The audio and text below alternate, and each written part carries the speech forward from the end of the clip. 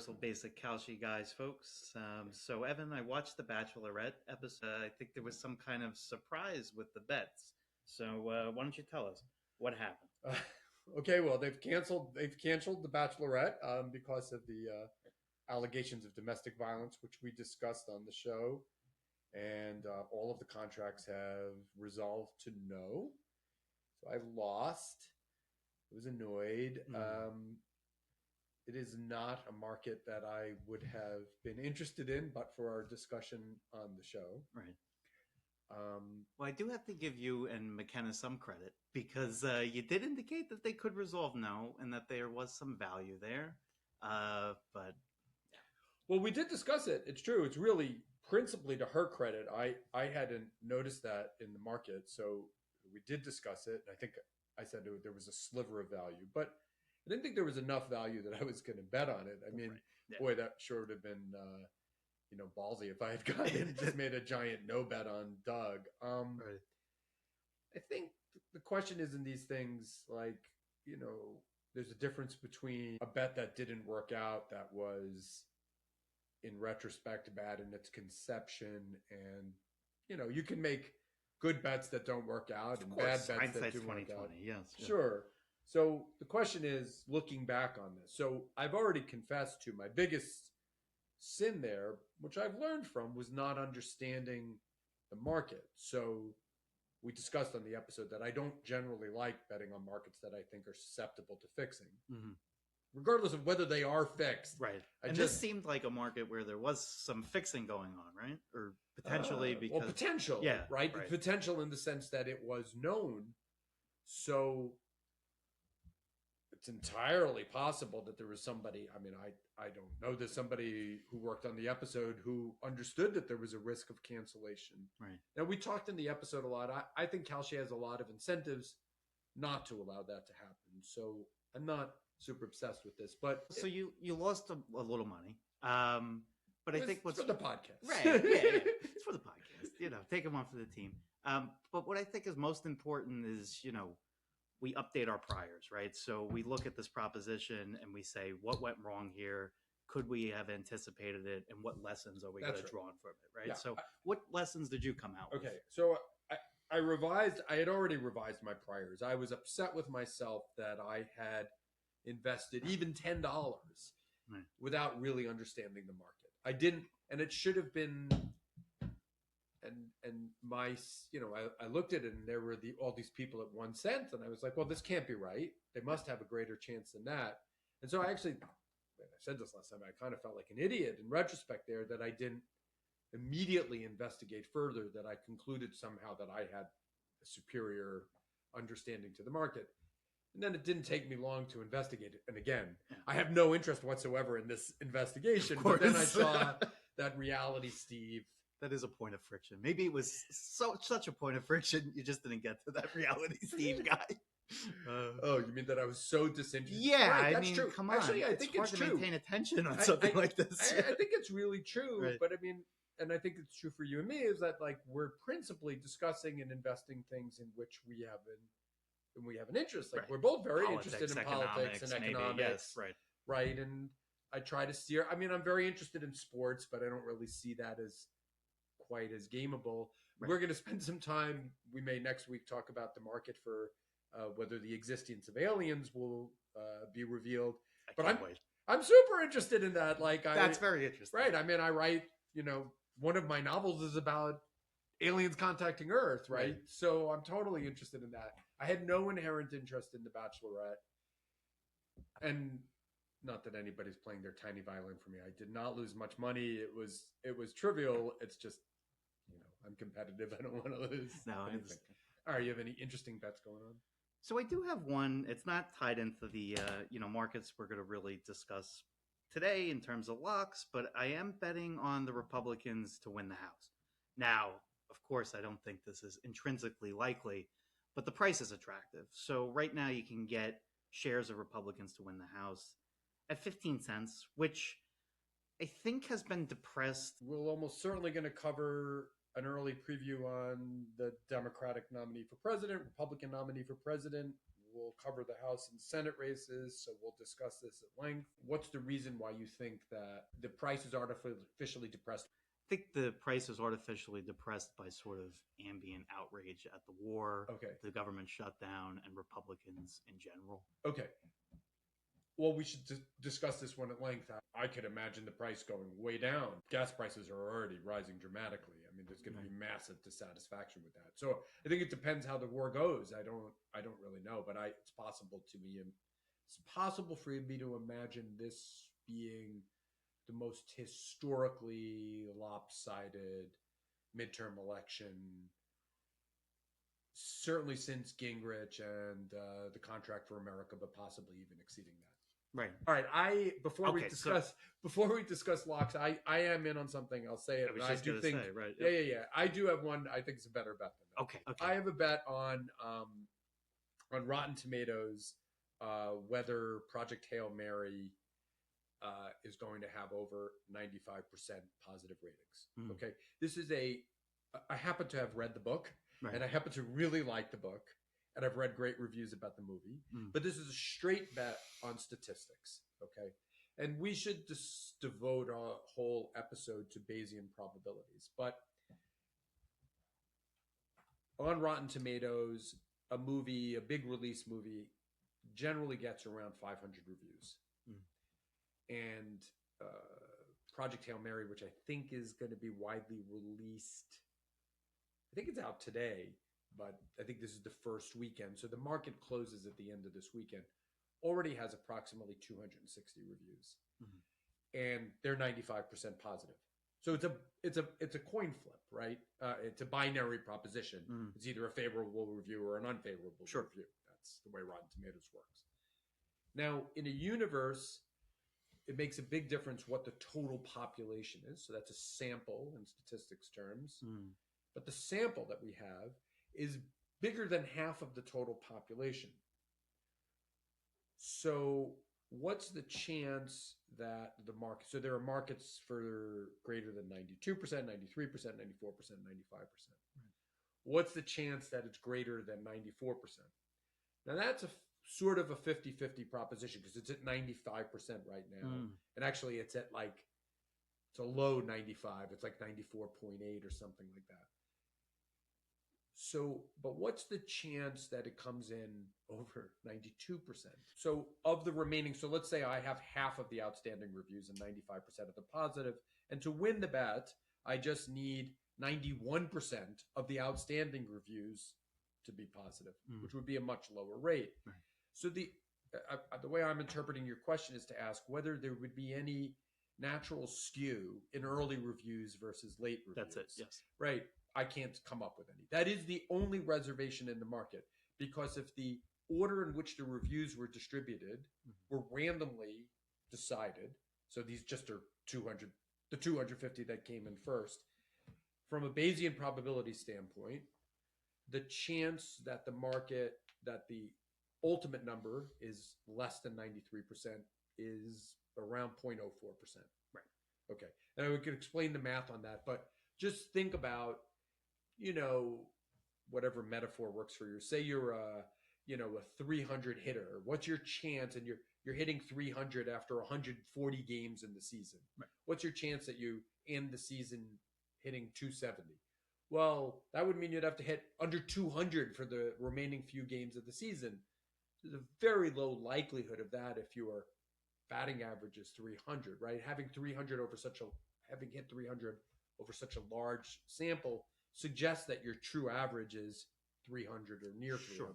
So there's a lot of evidence here to suggest that the true population average is around 95%.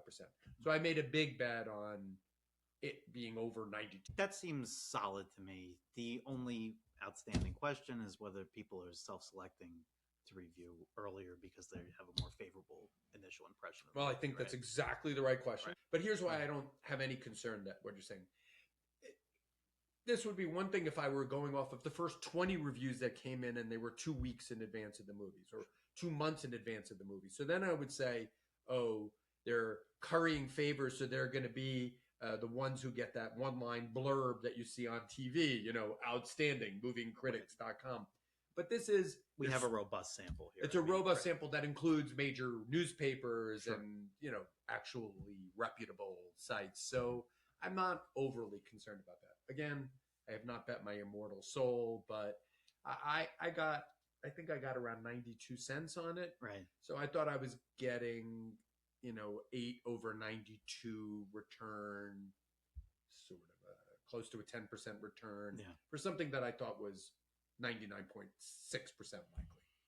Makes sense. Yeah, after having had this discussion, I feel that your bet's better. So yeah, anyway. I've come away doubting myself. Well, I think we should discuss the whole episode. All right. Yeah. So our main focus today is we're going to discuss our 10 locks of 2026. So our run of show is going to be you'll nominate one, I'll nominate one, and we'll first discuss whether we think they actually are locks. Then we'll talk a bit about whether they're independent of one another and how you can create a portfolio of value in lock propositions. And we'll tell you what we're invested in. Let me just preview this. We should talk about this. So my paradigmatic example of a lock is, will the world end by the end of 2026? So I would clearly bet the no on that. And I'd bet all my money on that, because if the yes came in, I would have no use for money because I would be dead. Right. Okay, so that is as lock as you could get. Now, say, I was going to take $100,000. That doesn't mean that I would invest in it, right? So if that were trading at 99 cents, neither of us would invest in that, because it would be more effective. We would get a higher return by either having our money in the bank or putting it into the stock market. So the first question is here. So you get a 3.25% annualized return, which is effectively like a high yield savings account return from Kalshi, just from being by in the default market, on right? Positions held and cash, right? So if you could buy End of the World at 99 cents today and put that through the end of the year, that would be superior to putting it in a high yield savings account, because you'd be getting an effective 4.25% return, or 4.26. It'd be a little bit. Sure. It's 1 over 99 instead of 1%.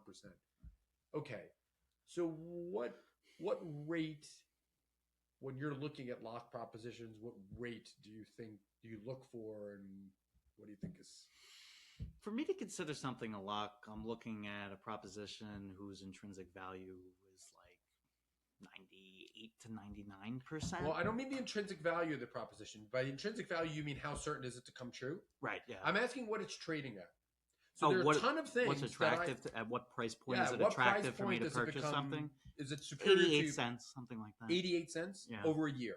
Over a year, yeah. So you want 1% a month, basically? Something like that, yeah. Okay, I'm in that ballpark.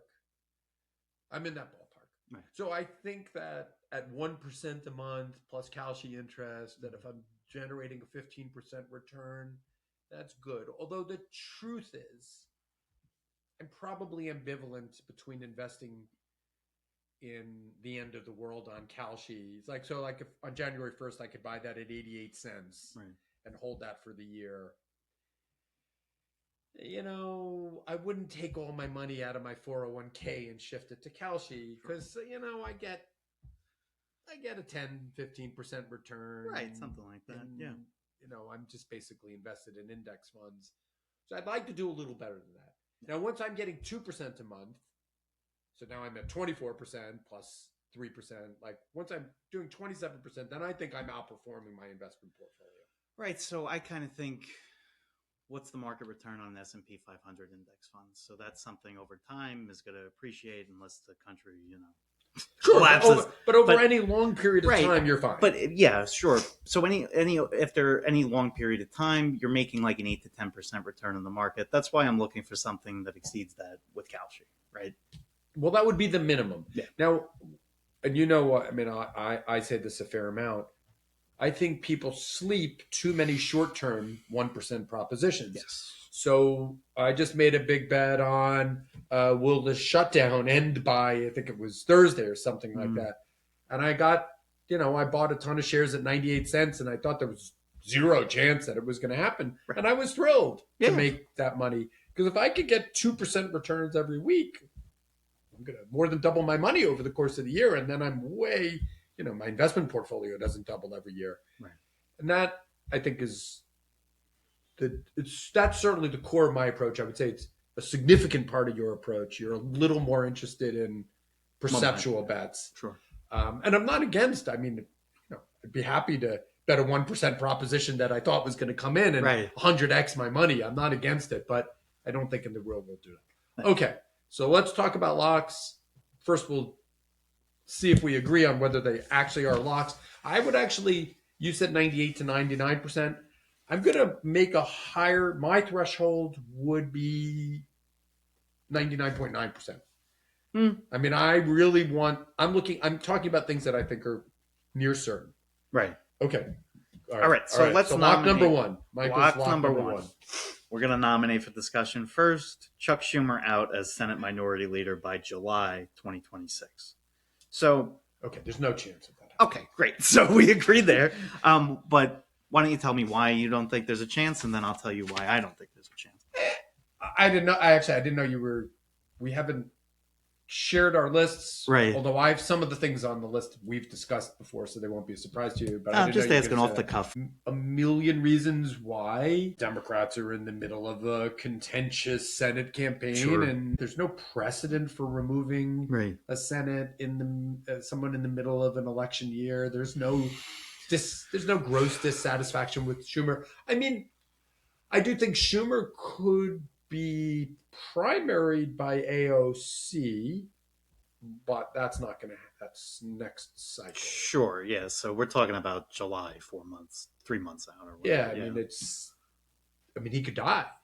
So I mean, that's the way I look at this. It's either he dies or he voluntarily resigns. If he was going to voluntarily resign, he would have done that. What happens upon death? If he dies, he's out. Yeah. Oh, so you have a risk. So there's an actuarial kind of risk. Oh, well, there's definitely an actuarial risk of death. I mean, but it's some 1%. I mean, on just whether he's going to die in the next 3 months, right? How old is Chuck Schumer? 75 years. 75. Yeah. So the chance of a 75-year-old dying, I mean, he's not exactly the picture of health. But this is a tail risk. This is like a 0.2% problem, right? I mean, he has no underlying health conditions. He's the Senate Minority Leader. He presumably has access. Well, I actually think that to the best healthcare in the world.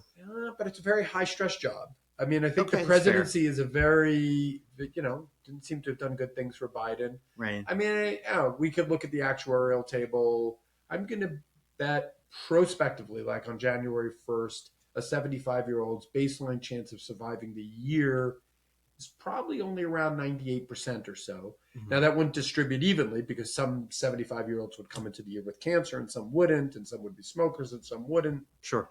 Yeah. Okay, what did you say, 0.4%? I'm in that ballpark. Okay, so you have to combine then the tail risk of him dying with the tail risk of voluntary resignation. So do you think there's no any possibility chance... of voluntary resignation? Yeah, I mean, he would have been out by now. That's my thinking on it, too. Okay, well, All right, so let's talk about the prices. Yeah.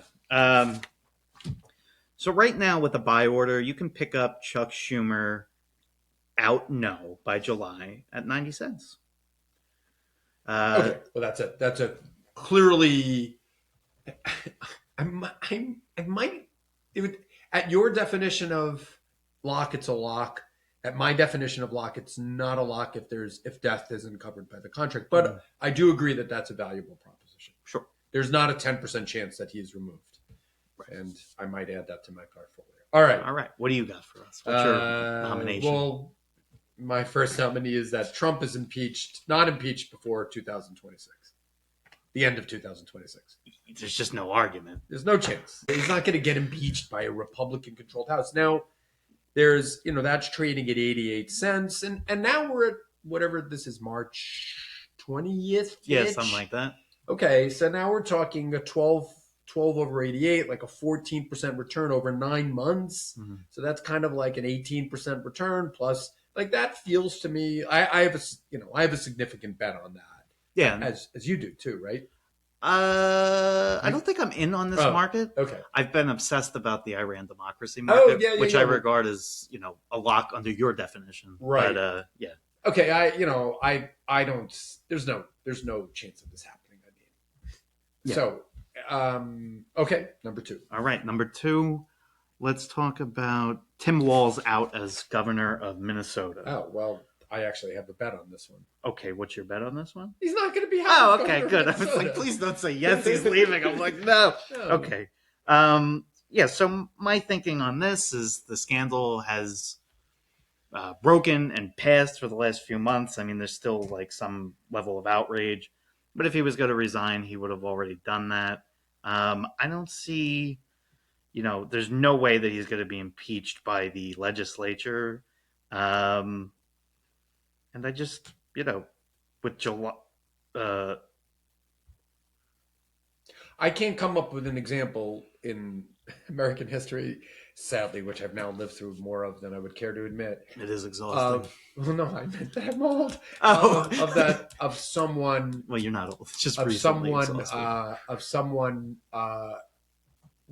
leaving office after saying that they're not going to run for re-election. Right. So he would either resign if he was going to leave office instead of saying he's just not going to announce he's not running for re-election. If he were going to resign, he would have done so already. There's no reason for him to do it. Sure. Yeah, we're agreed. Now I think I know what this is trading at. What is it? 95 now? With a buy order, you can pick it up at 96 now. But we only have 103 days till resolution, so that's not a bad return. So 96. Still. So how many? So 3 months. Yeah, 3.5 months. Yeah. So one sort of like 1.3% per month. Well, it's a lock. Right. I agree with that, and I do actually. I am in on that. All right, you and I have discussed this before. Will the Trump administration claim a Biden pardon is invalid? How could they? It's utterly inconceivable. There's no possibility because that would question all of the pardons that Trump has issued. I mean, okay, but let's just think: is there any chance that they could, for instance, challenge his mental acuity at the time and therefore invalidate the pardon on that basis, or would that be unconstitutional too? Yeah. So the only I mean, I appreciate, I think the whole point of this is to try to prove the other person wrong, right? So right. Instead of just looking for, oh, that's a great idea. Yeah, I went down the Instapen or whatever that auto pen. Yeah. So Trump has made fun of him for that. Now, I don't think there's any legal basis to say that would invalidate a pardon, and I also don't have any reason to think or know that the pardons were signed with auto pens. And I'm sure Trump uses the auto pen all the time too. It's like almost like making the argument that an electronic signature doesn't hold, right? Yeah. It's a combination of a legal argument that would have no basis with, if they won, it would just put them in such extraordinary hot water. At the 99.9% level, they have other constitutional questions to invalidate. Yeah, absolutely. Right. So, all right, so that's at 86 cents today. You could buy nose at 86 cents. I have a pretty big bet on that one. You're talking about invalidation of pardons. Oh, invalidation of pardons. Okay. Yeah. All right, what's your number 5? Your number 3. Number 3, Trump nationalizes SpaceX. So I'm actually considering both the Trump no for July and Trump nationalizes no for January. They're both locks. You can pick up no on Trump nationalizes SpaceX right now with a buy order before July at 97 cents. And you can pick it up before January at 95 cents. So this would just be like a nationally destabilizing precedent. Would undermine the market economy. There's no indication that Musk wouldn't fight it vigorously. There are all kind of things that just make it's just structurally and institutionally impossible, I think, for Trump to nationalize SpaceX, especially being a Republican who's interested in free markets. Just doesn't seem likely to me at all. What do you think? Yeah, it seems highly unlikely. I guess I had some concern about nationalization of some AI, of some large language model. I thought Anthropic could go that way. I'd be surprised if he did it. I mean, I'd be highly surprised if he did it. Um, so 97 cents and it resolves in July. Yeah. Okay, I mean, it certainly satisfies my definition of lock. So it's less Right. than 99%. All right. Will Trump? My fourth is: Will Trump be held liable for January 6th in any court? So for this one, I sort of defer to you because you're the legal analyst here, but it just strikes me as absurd on its face. Thrust of the Supreme Court's position is that he actually cannot be sued while he's in office. Mm-hmm. Okay, and I think the best interpretation of the decision is he can't be sued ever, but there is no chance of him being found liable before the end of his term. Now, this is an interesting one. Mm-hmm. This market resolves at the end of his term, and it's trading at 75 cents. So this is a pure test of the kind of time value of money. So you'd be tying up your money for 2.75 years to get a 33% return. Mm-hmm. So it's about 10-11% return plus Kalshi interest. Now, I would say if this were at 70 cents, I mean, it's right at my margin. I've looked at this bet so many times. Right. I mean, there's actually think this is zero. I think there's zero chance. Okay, so let me try to steelman the opposition here. Suppose that Trump does, in fact, get impeached at some point in his presidency. Do you think that could make it more likely that he would be vigorously pursued by criminal justice and civil litigation authorities? So Trump is so think about it's great. I think that's the right question. Because what you're saying is he would have to be impeached in order for this market to potentially resolve. Right. So you'd have a series of contingent probabilities that would have to happen.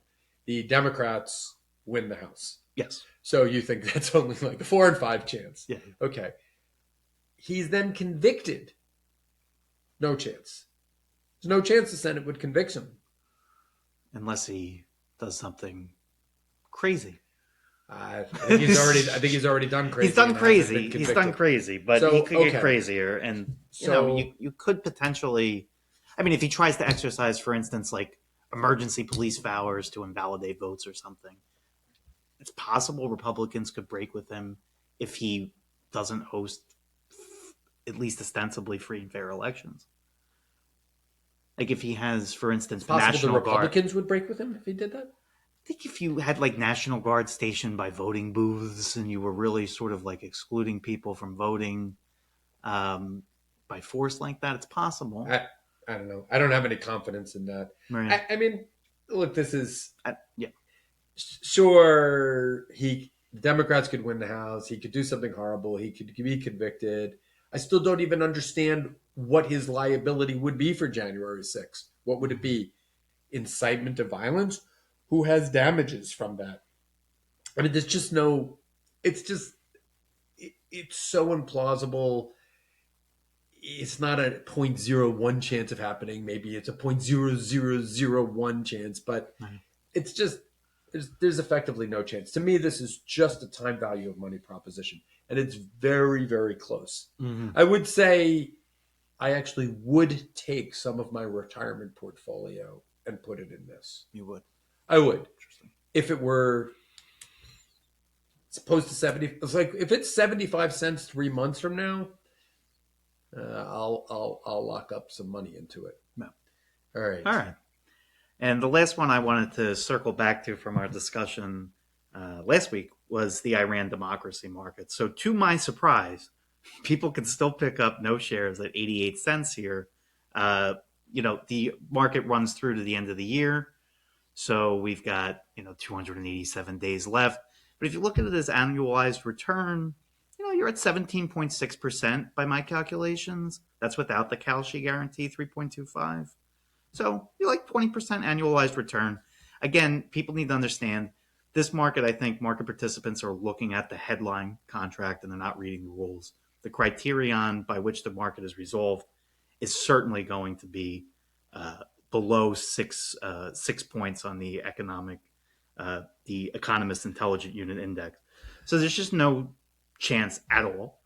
And 18%. Yeah, I agree with this one. I mean, we discussed it in the Iran episode. I mean, even in the most implausible, favorable scenario where somehow there's peace and Iran, westernizes overnight, they're not going to get to a 6-0 on that scale. They're not going to become a civil libertarian democracy overnight.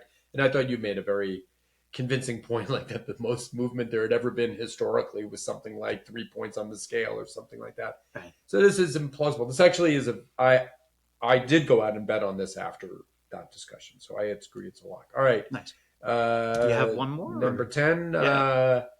Okay. And I'm just putting this out for, I don't have a bet on this. Kamala Harris is not going to be the Democratic nominee for president. It would be utterly insane in a way that Democrats are certainly going to repeat. No, I'm joking. But they're terrible at winning, and they're terrible at putting candidates forward who can win. I mean, it's not going to happen, but I don't know. Democrats are just so terrible. Okay. Not politically, but, yeah, I don't know. There's no, I always say with this, there's no, I actually think in many ways, Democrats would be more effective if there were a cigar smoke filled back room where they made these decisions. Yeah. If there were, she would not be the nominee. Yeah. But it's not, and it's subject to an election, and she's not going to win the primary. It's just there's no chance. There's really, everybody else could die or something like that. I mean, no, I know. What I started with was an chance. attempt at a joke. There's no chance. All right, let's talk a little bit about whether these propositions are independent. So let's review. I nominated Trump impeachment, Biden pardons, a ruling that the election was fraudulent, Trump liable. Okay, so on my list, you made a case, I think, that Trump impeachment and liability for January 6th are somewhat interrelated. Well, it's the only path right. It could feasibly resolve. There's a teeny tiny bit of interrelation there. So I agree with that, although I still think Trump could be impeached and he would not be found liable for January 6th. Right. Just from a legal standpoint, there's just no theory upon which he could be liable. He might be liable in a court of public opinion. Okay, and let's review yours. So we have Tim Walz. That's right. Tim Walz out. Schumer out. Schumer, hold on, let me see.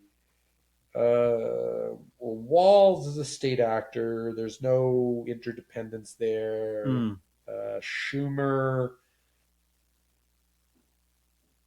Does one leaving make the other leaving more likely? No, completely independent. Those two are independent. Right. Okay, what else? We got Trump nationalizes SpaceX. Huh. So. Okay, so we're really on remote. We're stretching. Yeah. The only thing I could see the SpaceX proposition related to is to the war in Iran. All right. So if that would be, it's crazy. I still like the war in Iran could be going really badly.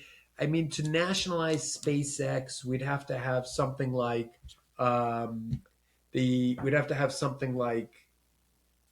Russia is attacking us. Like, you'd have to be in Armageddon scenarios. Right. Trump would have to be in a position to argue that there's a national emergency that requires the nationalization of SpaceX for security interests. I just don't see it happening without that. And even with that, it's a tall order. What were your others? We got through them. Tim Walz, Schumer, Trump nationalizes SpaceX, and Iran democracy. Oh, well, we've promised 10. We need one more. Oh, I had two markets for Trump nationalizes SpaceX. So Oh, so July Trump- cutoff oh, and I January see. cutoff. Nationalizes SpaceX before when? Before July, And then before. January 2027. Okay. And what's the price on the January 2027 SpaceX market? Can buy at 95 cents with a buy order. That's not enough of a return, right? Right. Okay. So let's go through. Let's. I mean, I guess I flagged some of what I think. So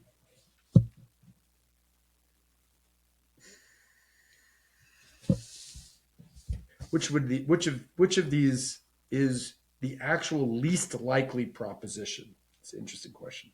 Trump impeachment is 0. Right. It's not. There's no chance. Iran democracy is very close to 0. It's 0. 0. Trump liable for January 6th is basically 0. Okay, which do I think is the best value? Well, so I don't feel like the return on the SpaceX is enough that I would bet in it. Right. Schumer, what is that? It's 90 cents through, when did you say, July? Schumer is 90 cents through July, yes. Okay. That's interesting. That's a pretty interesting one to me. I'm already in on walls. I'm in on American democracy. I'm in heavily on Trump impeachment. I'm in heavily on Trump, the Trump administration not claiming that a Biden pardon is invalid. I would not bet on Kamala Harris not being the Democratic nominee because the return isn't high enough. So it's at 95 cents, so that's not enough. I told you I'm super intrigued about Trump liable for January 6th. Yeah. Okay. If I had to take my 401k money and put it on one of these propositions, which one would it be? I guess I'd be between Trump not being impeached, the claiming of the Biden pardon is invalid. I actually like the Biden pardon bet a lot. That so, and the Iran not becoming a democracy. Which one are you most So interested funny. in? I mean, you said the three I would have picked. I would put my market at the top, the Iran democracy one, just because I'm sort of monitoring it more and able to make more of a return by investing and selling maybe at intervals. But I'll just say again though that it's a pretty attractive portfolio. So if you had, whatever, $5,000, whatever you're playing yeah, on Trump not being impeached, the Biden administration not claiming that, the Trump administration not claiming that Biden pardon is invalid, and that Iran doesn't become a democracy. So over the remainder of the year, you'd be getting a 13 or 14% return on your money plus Kalshi interest. That's like a 20% return on 3 propositions that I would say have close to 0 chance of happening. And you'd be hedged still. So like, yeah, you would. One of them could happen and you'd still win the other 2. So it wouldn't be disastrous. The chance of 3, even if we say that they have a 0.1% chance of happening, and I don't think they have a 0.1% chance of happening, chance of all 3 happening would be 0.1 cubed, right? So now you're talking 1 in 1,000 chance. And I actually think individually they're 1 in 1,000 shots. Yeah. That seems like a pretty secure portfolio. Just flagging that is, I think, the opposite of how most people approach a market like this. Of course, they hit the button and say no whammy, no whammy, and right? Then, hope it turns out. Of course, yeah. But I think this is it. If I could play something like this and I could generate a 25% return on my money year over year and take occasional shots on things like Project Hail Mary, like that's what this is funding. Yeah. These long-term bets are funding me taking some short-term hits on that, which I win except for the Bachelorette. All right, if you've enjoyed this, please like and subscribe wherever you are, or leave us a review. That helps us a lot. And we'll see you next week, likely with the discussion of whether the federal government is going to disclose the existence of aliens. And that will be a fun discussion. Universal Basic Kalshi Guys was created and is hosted by Michael Horahan and Evan Mandery. Our producer is Amir Rasulov. Our theme song is Passing Trains by Nathan Eklund. You can follow us on Twitter, Blue Sky, and Instagram at UBK Guys, or email us at admin@ubkguys.com. The content on Universal Basic Kalshi Guys is for informational and entertainment purposes only and does not constitute trading, financial, or investment advice. Nothing discussed on this show should be construed as a recommendation to buy or sell contracts on any prediction market. Trading on prediction markets involves real financial risk, and you could lose money. Always do your own research and consider your own financial situation before trading. The hosts may and often do hold positions in markets discussed on the show. Views expressed by guests are their own and do not reflect the positions of the show or its hosts. If you or someone you know is struggling with problem gambling, free and confidential help is available 24/7 through the National Problem Gambling Helpline at 1-800-522-4700 or visit ncpgambling.org.